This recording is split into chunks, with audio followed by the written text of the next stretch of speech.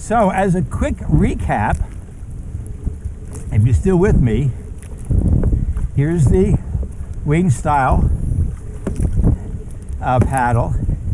The only thing that's different for what I'm calling the basic or medium or default triplane is you're bringing the angle down. Your top hand is shoulder height and stays there, and you're going past your body a bit. All right, that might be 135 degrees from the front or 45 degrees past perpendicular, roughly. You can look on the back. If you want, you need to sprint. No problem with much shorter, maximizing the lift, the most powerful part of the blade, of the stroke, all right? And look at that clean exit, all right? So you can shorten it up, or you can make it even longer. And you can see it's long because my top hand blade is coming across the boat. And that is fun. Now, however, I am using my arms to punch through, as some people would call it, because it makes sense to do that, to get that extra little bit of push where my rotation sort of reaches its limit. I can still keep going. Similar to how rowing, when the legs are fully extended and the back extended, the next little bit you can get is with the arms pulling the handles toward you. So that's the long one. Then we went back to the wing blade. That's the wing blade, but the wing blade paddle stroke. Again, arms not dynamic in the sense that the elbows don't extend or flex, right? And we ran into the problem of not being able to get close to the boat. Say, okay, well, I can flip it over. And this actually is better because now I can get closer. But now we're realizing that we're not getting lift going that way. We're only getting lift on the initial catch and downward. So why don't we just stay with that? Now we have the triplane vertical stroke,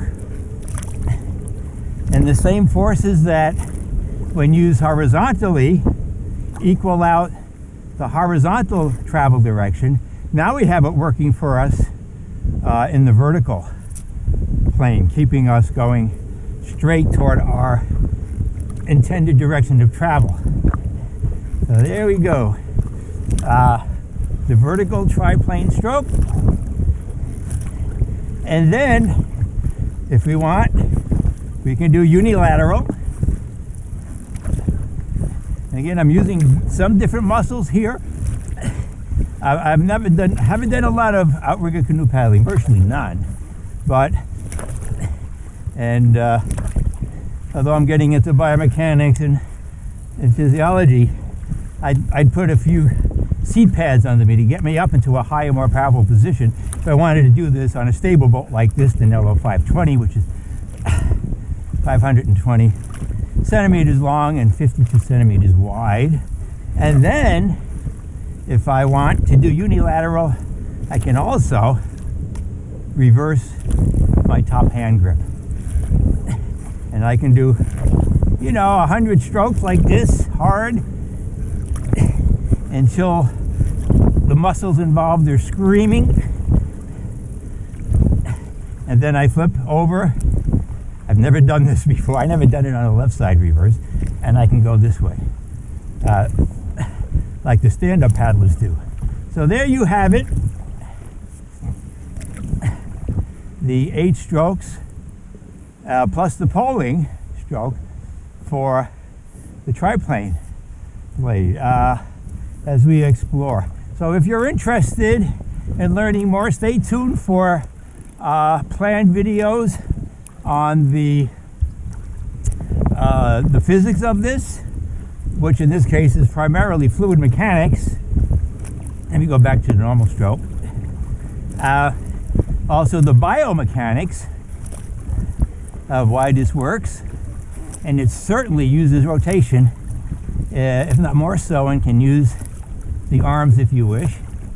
And the physiology of how the triplane paddle and all of the different kinds of strokes it can do could be very useful just for fitness, for avoiding repetitive motion injuries, and also for long paddles, providing different strokes for recovery of certain muscles and movements.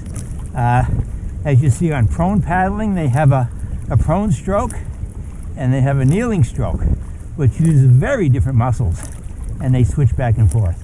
And that's how they go fast. So stay tuned for that.